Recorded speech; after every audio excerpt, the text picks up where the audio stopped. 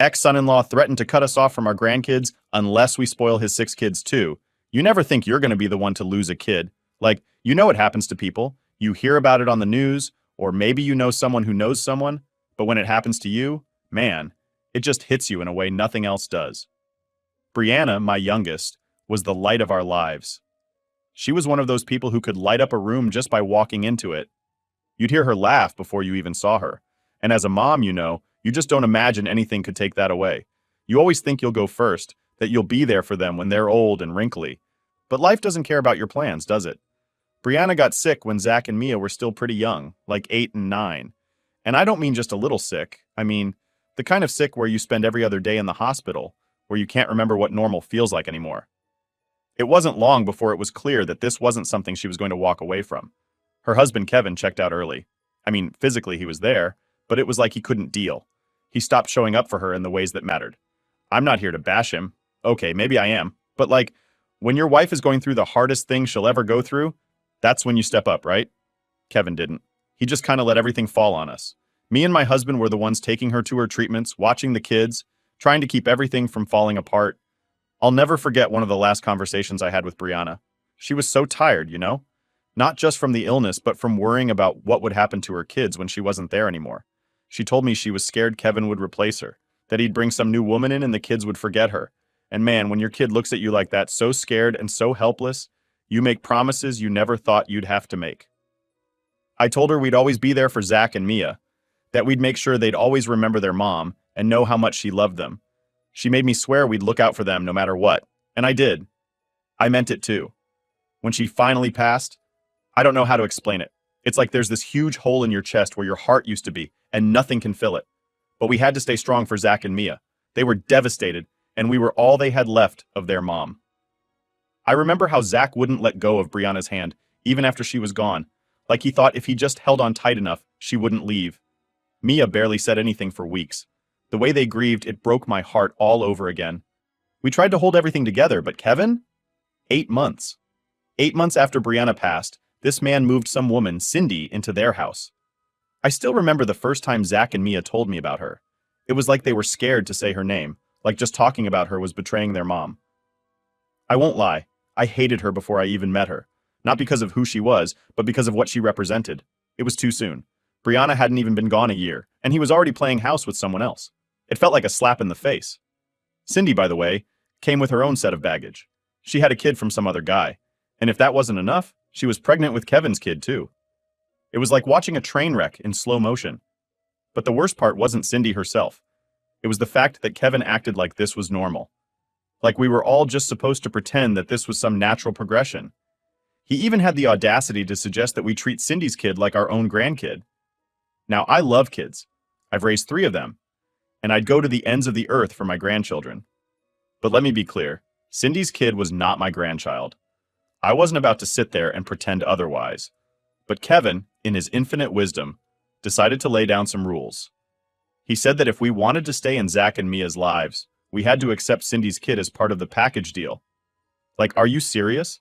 We had to treat her kid like one of our own or else risk losing our relationship with Zach and Mia? He tried to dress it up like it was all about giving the kids a chance to form new family bonds without us interfering. But I saw right through that crap. It was him trying to wipe away Brianna's memory. He wanted to replace her with this new woman and her kids, and that wasn't happening on my watch.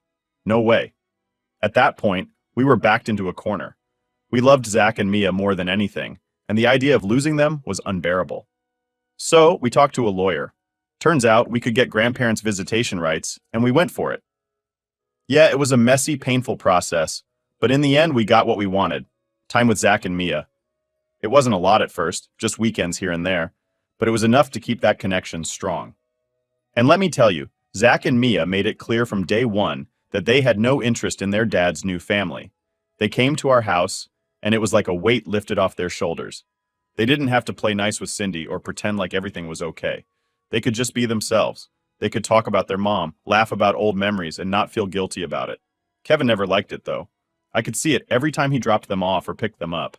He knew they weren't bonding with Cindy's kid or the new baby, and he hated that. But that wasn't my problem. My only concern was Zach and Mia. They were my family, and I wasn't going to let anyone take them away from me. Things were already pretty tense after Kevin brought Cindy into the picture, but what really kicked it up a notch was when he started pushing this package deal nonsense. At first I thought maybe he was just trying to find a way to blend their families, but it wasn't like that. It felt more like he wanted to erase the past and start over, and that meant wiping out anything that connected Zach and Mia to their mom, Brianna. It was like he wanted us to pretend Brianna never existed, like her death gave him a clean slate to do whatever he wanted with no consequences. One day, Kevin calls me up and says he wants to have a family meeting. I didn't like the sound of that. Family meetings with Kevin usually meant he was going to try and guilt trip us or pull some new stunt, but I didn't want to refuse. I was still trying to keep things civil enough for the sake of Zach and Mia. So my husband and I show up at their place, and Cindy's there, sitting at the table with her kid on her lap, looking like she's got something real important to say. I knew right then this was going to be bad. Kevin starts off all polite, talking about how things have been hard on the kids since Brianna passed, and how much he appreciates us being in their lives. I'm sitting there thinking, okay, what's the catch? And then he drops it. He says, Cindy and I want to make sure all the kids grow up as one big happy family, and for that to happen, we need your support. I just sat there waiting for him to get to the point. He goes on to say, we want you to start treating Cindy's daughter like she's your grandchild. We're a package deal now, and if you can't accept that, it's going to make things really difficult for Zach and Mia. I could feel my blood pressure rising. I mean, what? I wasn't even sure how to respond at first. This guy was telling us that if we wanted to see our own grandkids, we had to treat Cindy's kid, who's got nothing to do with us, like she was ours too? Like, I'm sorry, but that's not how this works. My husband, always the more level-headed one, tried to stay calm. He said, we're here for Zach and Mia, and we always will be. But we can't just pretend someone else's child is our grandkid. It doesn't work that way. Kevin didn't like that answer at all. His whole demeanor changed in a second. He went from Mr. Polite to straight up angry. He slammed his hand on the table and said, if you can't accept this family, then maybe you shouldn't be part of it at all. I was fuming at this point. I said, excuse me? We've been here for Zach and Mia since day one. We were there when you weren't. And now you want to tell us we're not part of their lives unless we play along with this fantasy of yours? Cindy, who had been sitting there quietly this whole time, finally chimed in. She said, we just want what's best for the kids. They need stability, and part of that is accepting this new family dynamic. We're not trying to replace Brianna, but we need to move forward. The audacity of her saying that, like she hadn't just waltzed into the picture barely a year after Brianna was gone, drove me crazy. I wanted to yell, to scream, but I knew that wouldn't help Zach and Mia. So I took a deep breath and said, we're here for our grandkids, and nothing's going to change that. But we're not here to play make-believe with someone else's child. Kevin just stared at me, like he couldn't believe I was standing my ground. Then he said something I'll never forget. He said, if you can't accept all of us, you'll lose all of us. It felt like a punch in the gut. I mean, this guy was actually threatening to take away our grandkids unless we played by his rules. I looked over at my husband, and I could tell he was thinking the same thing I was. We couldn't let that happen. But at the same time, I wasn't going to let Kevin manipulate us into pretending something that wasn't real. Cindy's kid wasn't our grandchild, and I wasn't going to pretend she was just to keep Kevin happy. The rest of the meeting was basically a standoff. Kevin wasn't backing down, and neither were we. It was clear we weren't going to come to any kind of agreement that day, so we left, not really knowing what was going to happen next. The drive home was quiet. My husband and I didn't say much, but I could tell we were both worried about the same thing. What if Kevin really did cut us off from Zach and Mia? What if he followed through on his threat? A few days later, we got a call from Kevin. He told us that unless we agreed to his terms, we wouldn't be allowed to see the kids anymore. It was exactly what we feared. My heart sank, but I wasn't about to let him bully us into submission. That's when we decided to talk to a lawyer. It wasn't an easy decision, but we knew we had to fight for Zach and Mia. We weren't going to let Kevin take them away from us just because we refused to play along with his package deal fantasy. Our lawyer told us we had a good case for grandparents' visitation rights, given how close we were to Zach and Mia and how much we had been involved in their lives. It wasn't going to be easy, but we had a chance. When we told Kevin we were taking legal action, he flipped. He accused us of trying to destroy his new family, of not caring about what was best for the kids. But I knew that wasn't true. We cared more about Zach and Mia than anything, and that's why we were willing to fight for them. The court process was stressful and dragged out, but in the end, we got what we wanted. Visitation rights with Zach and Mia. It wasn't as much time as we had before, but it was enough. And the best part was that Zach and Mia made it clear they still wanted to be part of our lives. They didn't care about their dad's threats or his new family. They cared about us, and that was all that mattered. Update 1. By the time we had our visitation rights sorted, things started changing in Kevin's world, and not for the better. I wasn't surprised, though. I always had a gut feeling that his choices were going to catch up to him sooner or later. You can't just blow up your family and pretend like everything's fine. For starters, Kevin's relationship with his own family went down the drain. His parents, siblings, they all distanced themselves after what he pulled. They were always close with Brianna, and it didn't sit right with them how fast he moved on. One day he's burying his wife, and the next he's playing house with Cindy and her kid. I guess his parents couldn't get on board with that, and they started fading out of his life. He wasn't talking to them much, and when he did, it was just arguments about the way he was handling things. Honestly, that's when I realized just how much of a mess Kevin's life had become. I mean, it's one thing to lose your wife, but to then alienate your entire family in the process? That's on you. I can't say I felt bad for him. I was still angry at him for trying to control how we were supposed to act around Zach and Mia, but at the same time, I knew this wasn't just affecting him. It was dragging Zach and Mia down too. Then there was Cindy's side of the family, and trust me, they were just as distant. I don't know all the details, but from what I gathered, Cindy's family wasn't exactly thrilled about her bringing Kevin into the picture. They weren't close to begin with, and now that she had moved in with a guy who had his own baggage, it seemed like they'd washed their hands of her. So now Kevin was stuck in this house with 6 kids, and no one was willing to help him out. It was just him and Cindy, and honestly, they were both drowning. Zach and Mia told me little things here and there about how things were going at home. They never outright complained, but you could tell things weren't great. Zach mentioned that Cindy's first kid, from her previous relationship, was acting out a lot. I guess the poor kid was confused, didn't know where she fit in this mess of a blended family.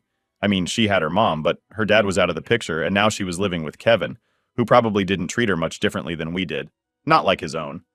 That kind of stuff messes with a kid's head. And then there were the 2 new kids, Kevin's and Cindy's, both under 5 years old, running around the house while Zach and Mia were trying to keep their heads down and survive. You could tell they weren't really part of that new family. They were Brianna's kids, not Cindy's. And no matter how hard Kevin tried to push that package deal, it was clear the lines were drawn. At first, I thought maybe Zach and Mia would start pulling away from us because of all this. Like maybe they'd feel bad for not bonding with their half-siblings, or start falling in line with their dad's new family. But nope. If anything, they wanted to spend more time with us. They were both teenagers by then, and teenagers have a pretty good sense of who they want to be around. And it wasn't Kevin or Cindy. They were always calling, asking if they could come over for the weekend or stay during breaks. And of course, we always said yes. We made sure Zach and Mia had everything they needed when they were with us. We didn't want them feeling like they were missing out on anything just because their home life was falling apart. I'll admit we spoiled them more than maybe some grandparents would, but I felt like we had to. They deserved it after everything they'd been through. Kevin, though, he wasn't happy about that. He made it clear he thought we were giving them too much, making things too easy for them. He said they needed to learn responsibility and that we were undermining his parenting. I almost laughed when he said that, because what parenting was he even talking about? From what I could see, he wasn't doing much of it. One time, Zach came over to our place and showed me some new shoes he'd gotten from Kevin. They were cheap, falling apart after just a few weeks. Zach wasn't complaining, but I could tell he was embarrassed. That's when I took him out and got him a proper pair of shoes, the kind that would actually last. Kevin found out about it later and threw a fit. He said we were making him look bad in front of his own son. But the thing is, I wasn't trying to show him up. I just wanted Zach to have something decent. It was stuff like that that really started to grind on Kevin. He didn't like that Zach and Mia were more excited about spending time with us than with him. And it wasn't just about material things either. When they came to our place, they could relax, be themselves, and not have to worry about the chaos going on at home. That's what bothered Kevin the most. The more Kevin lost control of his own family, the more he tried to blame us for it. He'd say stuff like, "You're spoiling them, and it's making them ungrateful." Or, "They're never going to respect me as their father if you keep undermining everything I'm trying to teach them." But what was he really teaching them? How to live in a dysfunctional house with a revolving door of step-siblings and no real support? Yeah, no thanks. Things came to a head when Zach and Mia both told Kevin they didn't want to be around their younger siblings anymore. It was too much. They said they felt like babysitters, always having to look after the little ones while Kevin and Cindy did, well, whatever it is they did. That's when Kevin really started to freak out.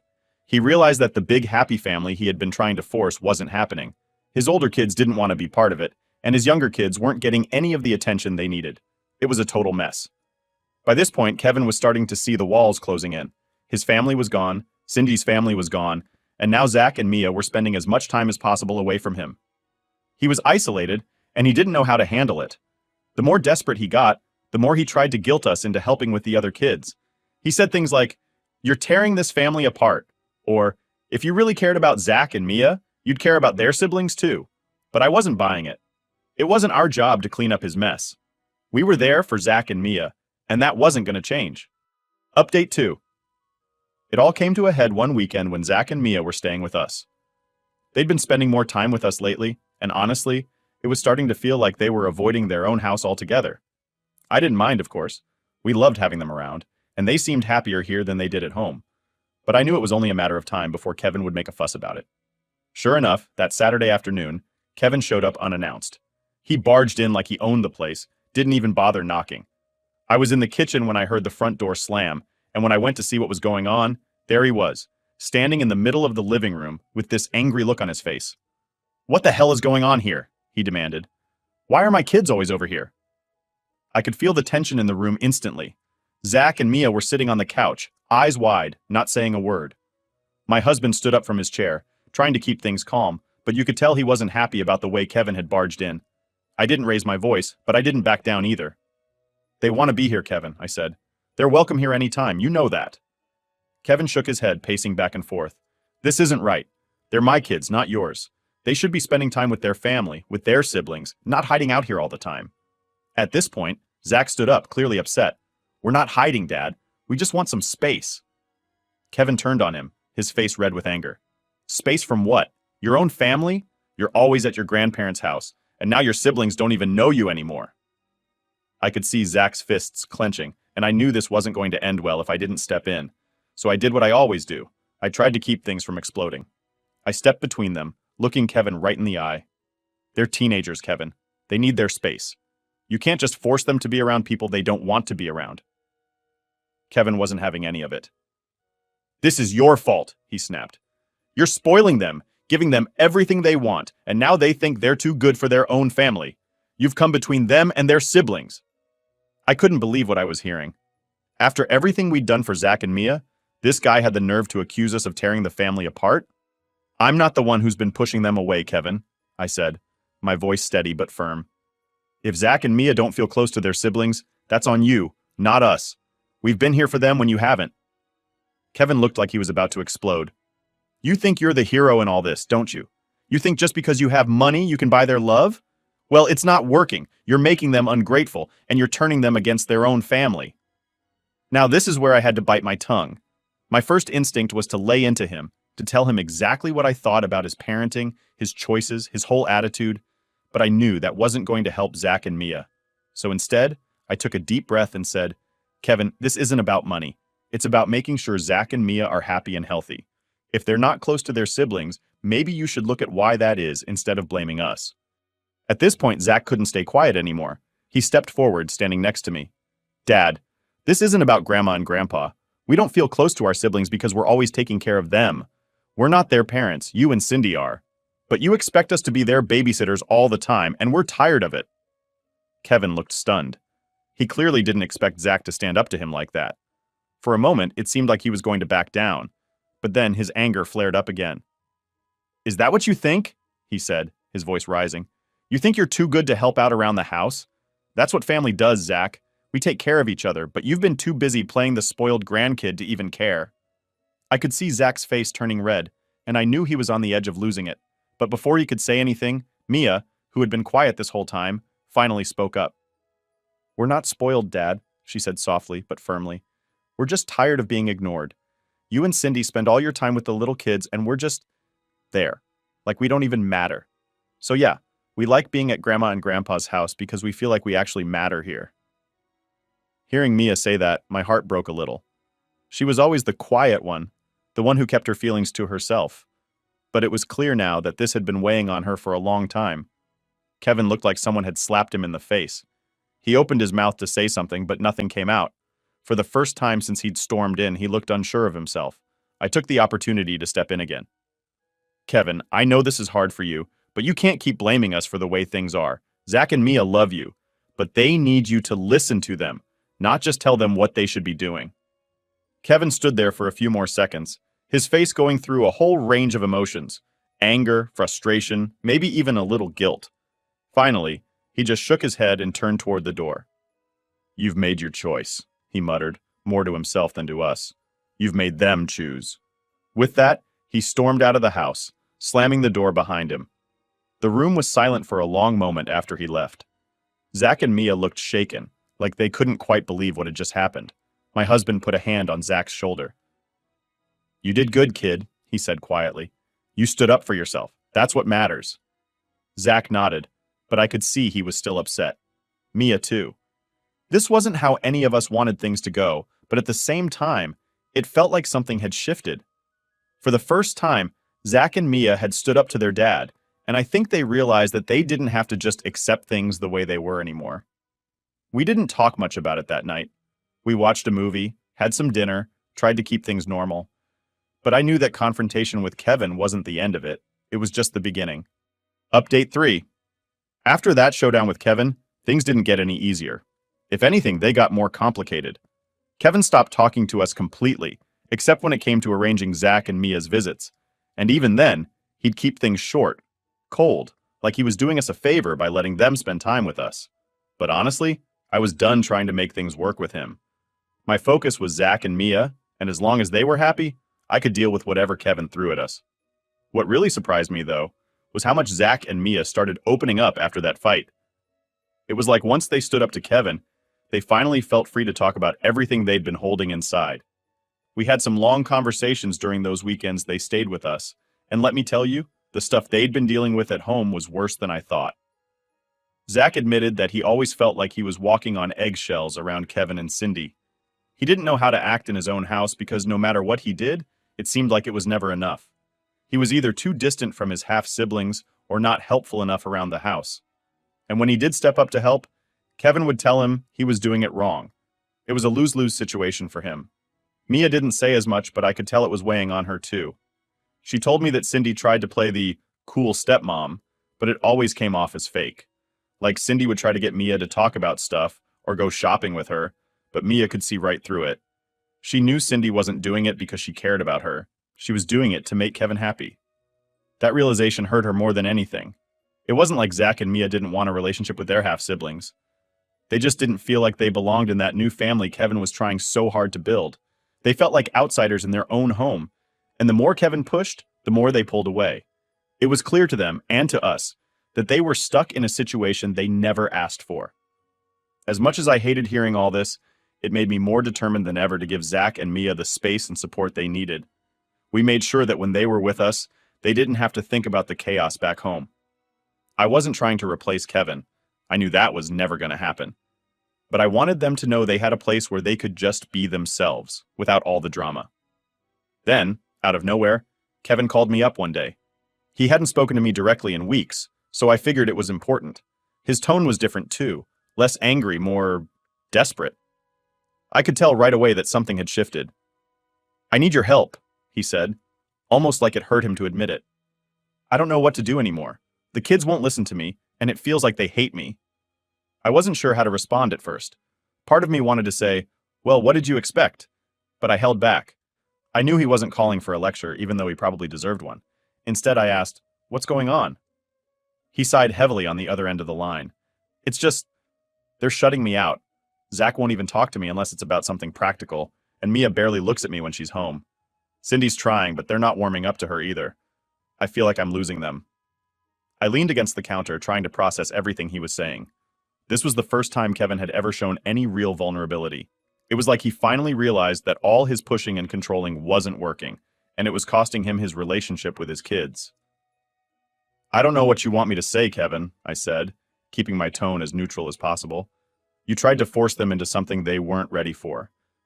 You can't just expect them to fall in line." "I know," he said, sounding frustrated. "But I'm trying to fix it. I just don't know how." I thought about it for a moment. Part of me didn't want to get involved. It wasn't my job to fix Kevin's mistakes, and honestly, after everything he'd put us through, I didn't owe him anything. But the other part of me, the part that cared about Zach and Mia, Knew that if there was any chance of making things better for them, I had to at least try. Kevin, you need to listen to them, I said, keeping my voice steady. Really listen. Stop telling them how they should feel and start asking them how they do feel. They're not little kids anymore. They're teenagers, and they've been through a lot. They need to know you're there for them, not just as their dad, but as someone who cares about what they're going through. There was a long pause on the other end. I could tell he was taking it in, trying to wrap his head around what I was saying. I don't want to lose them, he finally said, his voice almost a whisper. That's up to you, Kevin, I replied. But you need to understand that they're not going to come running back just because you ask them to. You have to earn their trust again. After that, Kevin didn't call again for a while. I wasn't sure if he was actually taking my advice or if he was just too proud to admit he needed more help. Either way, things stayed pretty much the same on our end. Zach and Mia continued spending their weekends with us, and they seemed happier for it. But every now and then, I could see that look in their eyes, the one that said they were still dealing with stuff they weren't ready to talk about. Then, about a month later, Zach came to me with something I wasn't expecting. "Grandma," he said, sitting down across from me at the kitchen table, "I've been thinking. I want to move in with you and Grandpa." I blinked, taken aback. "What do you mean, like full-time?" Zach nodded. "Yeah, I can't take it at home anymore. Dad and Cindy are just... it's too much. And Mia's been talking about it too. We're both thinking about it." I didn't know what to say. I mean, of course, I wanted them to stay with us if that's what they needed, but I knew this was going to make things even messier with Kevin. Moving in with us full-time? That would be the final straw for him. "Have you talked to your dad about this?" I asked cautiously. Zach shook his head. "Not yet. I wanted to see if it was even an option before I brought it up. But I can't stay there anymore, Grandma. I just can't." I looked at him, saw the determination in his eyes, and I knew he was serious. This wasn't just some teenage rebellion. This was Zach making a decision about what he needed for his own well-being. "I'll talk to Grandpa," I said slowly, "and then we'll figure out how to bring it up with your dad." Zach nodded, relief washing over his face. "Thanks, Grandma." And in that moment, I realized something. No matter how much Kevin tried to push us away or guilt-trip us into doing things his way, Zach and Mia knew where they belonged. They knew they had us in their corner, and that's all that mattered.